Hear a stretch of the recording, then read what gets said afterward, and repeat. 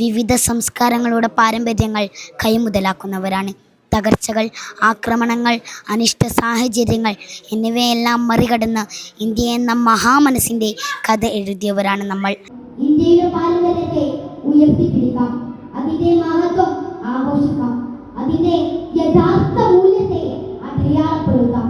നമുക്ക് നമ്മുടെ രാജ്യത്തിൻ്റെ ആത്മാവായ ഭരണഘടനയെ ഉയർത്തിപ്പിടിച്ച് നാം നേടിയ സ്വാതന്ത്ര്യത്തിന്റെ മഹത്വം നിലനിർത്തി നാടിന്റെ ക്ഷേമത്തിനും ഐശ്വര്യത്തിനും വേണ്ടി പ്രവർത്തിക്കാം.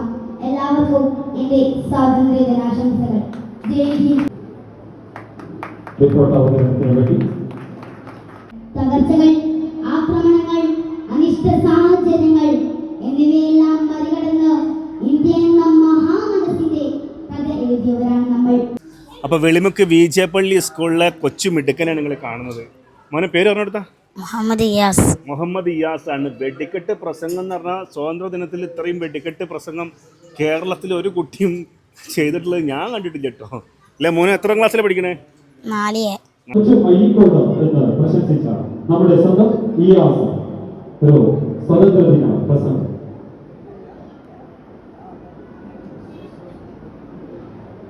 ബഹുമാനമുള്ള അധ്യാപകരെ, എൻ്റെ പ്രിയപ്പെട്ട കൂട്ടുകാരെ, സ്വാതന്ത്ര്യ ദിനം എന്ന പ്രിയപ്പെട്ട ദിനത്തിൽ നിങ്ങളോടൊപ്പം നിൽക്കുന്നത് എനിക്ക് വലിയ സന്തോഷവും അഭിമാനവും പകരുന്നു.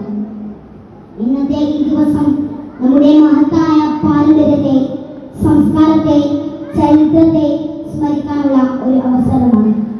നമ്മുടെ രാജ്യത്തിൻ്റെ സമ്പന്നമായ പാരമ്പര്യം ലോകത്തിലെ ഏതൊരു രാജ്യത്തിനും സമാനതകളില്ലാത്തതാണ്. നമ്മളെല്ലാവരും വിവിധ സംസ്കാരങ്ങളുടെ പാരമ്പര്യങ്ങൾ കൈമുതലാക്കുന്നവരാണ്. തകർച്ചകൾ, ആക്രമണങ്ങൾ, അനിഷ്ട സാഹചര്യങ്ങൾ എന്നിവയെല്ലാം മറികടന്ന് ഇന്ത്യ എന്ന മഹാമനസ്സിന്റെ കഥ എഴുതിയവരാണ് നമ്മൾ. ഭാരതീയ സംസ്കാരത്തിന്റെ മഹത്വം പറഞ്ഞു പോകാൻ ഏത് വേദിയും പര്യാപ്തമല്ല. ഇത് സാർവഭൗമ മഹത്തായ പാരമ്പര്യത്തിന്റെ ഉജ്ജ്വല പ്രതീകമാണ്. വേദങ്ങൾ, ഉപനിഷത്തുകൾ, യോഗ, ആയുർവേദം, തത്വചിന്ത, സാഹിത്യം എന്നിവയെല്ലാം നമുക്ക് ലഭിച്ച മഹത്തായ സമ്പത്തുകളാണ്.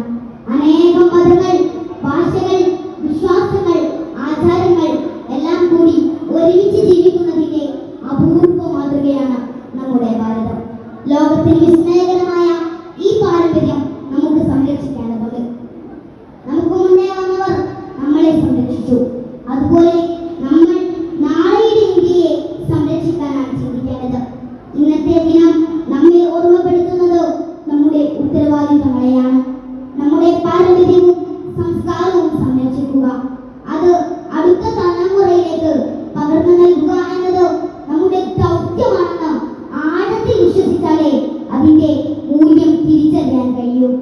ഇന്ത്യയുടെ പാരമ്പര്യത്തെ ഉയർത്തിപ്പിടിക്കാം, അതിന്റെ മഹത്വം ആഘോഷിക്കാം, അതിന്റെ യഥാർത്ഥ മൂല്യത്തെ അടയാളപ്പെടുത്താം.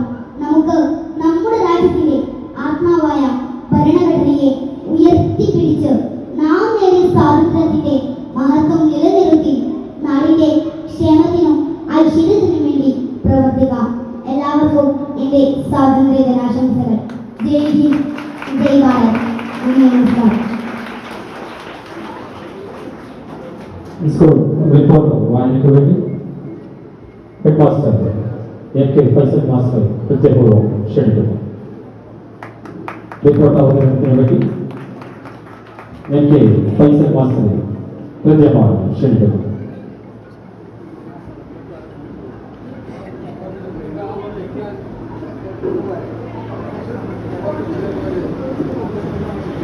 അടിപൊളിയെന്ന്